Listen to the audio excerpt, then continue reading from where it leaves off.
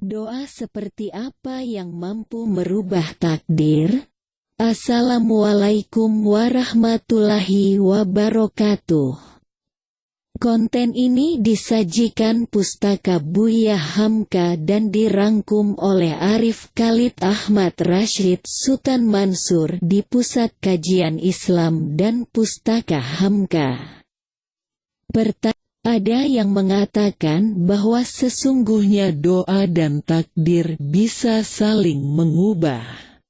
Doa bisa menolak sebagian takdir atau bencana. Sebagaimana berbuat baik kepada orang tua akan memberkahi, menambah kebaikan, umur seorang hamba. Kami memohon penjelasan bagaimana kaidah dalam masalah ini. Jawaban: terdapat dalam hadis Sauban radhiyallahu anhu dari Nabi Shallallahu alaihi wasallam bahwasanya beliau bersabda, sesungguhnya seorang hamba terhalangi dari rizkinya karena dosa yang dilakukannya. Sesungguhnya takdir itu tidaklah berubah kecuali dengan doa. Sesungguhnya doa dan takdir saling berusaha untuk mendahului hingga hari kiamat. Dan sesungguhnya perbuatan baik kepada orang tua itu memperpanjang umur. Hadis riwayat Imam Ahmad, Imam Ibnu Majah. Hadis ini dihasankan oleh Syuaib al-Arnaud dalam Takrij al-Musnad. Maka, perbuatan berdoa itu adalah bagian dari takdir. Dan takdir itu pasti terjadi. Atas kehendak Allah lah terjadi dan tercegahnya segala sesuatu. Dia juga yang menakdirkan dan mencegah segala sesuatu baik dengan sebab doa, sedekah, atau amal salih. Dan dia menjadikan perkara-perkara ini sebagai sebab-sebab dari semua itu, rizki, panjang umur, yang tidak lepas dari ketetapannya. Suatu takdir bisa saja diperbaiki dengan takdir lain. Takdir dan doa saling mendahului satu sama lain. Contohnya, ketika Anda menggembala kambing atau unta, terkadang engkau mendapati mereka di ladang yang sangat baik. Ini terjadi karena takdir Allah. Terkadang engkau mendapati mereka berada di ladang yang cukup baik dan terkadang engkau dapati mereka di ladang yang buruk dan tandus. Ini juga karena takdir Allah. Bahkan terkadang yang buruk adalah perlakuanmu kepada mereka. Namun yang menjadi kewajiban bagimu adalah berusaha memastikan bahwa hewan ternak tersebut dalam keadaan baik serta menjauhkannya dari keburukan. Namun, semua ini terjadi atas takdir Allah. Hal tersebut serupa dengan apa yang dikatakan Umar radhiyallahu anhu kepada orang-orang terkait turunnya tahun wabah menular di Syam yang merupakan wilayah kaum muslimin. Umar memerintahkan agar manusia masuk ke rumahnya masing-masing dan melarang orang-orang masuk ke Syam, karena sedang terjadi tahun. Sebagian orang berkata, bukankah ini bentuk lari dari takdir Allah? Umar radhiyallahu anhu pun berkata, kita lari dari takdir Allah menuju takdir Allah yang lain.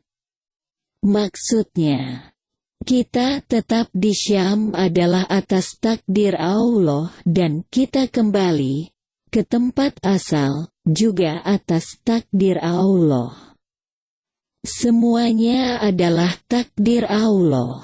Maka, kita, hakikat, berlari dari takdir Allah yang satu menuju takdir Allah yang lain. Sebagaimana engkau berlari dari keburukan dengan bertaubat kepada Allah Azza wa Jalla. Engkau berlari dari penyakit dengan melakukan pengobatan menggunakan jarum, biji-bijian atau obat yang lainnya. Semuanya adalah bentuk lari dari takdir Allah yang satu menuju takdir Allah yang lain. Kemudian Umar membuat permisalan kepada manusia. Dia berkata, "Tidakkah kalian melihat ketika seseorang menggembala unta atau kambing ke sebuah ladang yang subur? Bukankah itu terjadi atas takdir Allah?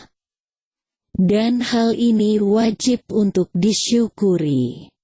Jika dia menggembala atau membawanya ke ladang yang tandus dan gersang, atau ladang yang tidak tersedia air dan rerumputan, maka hal ini akan merugikannya.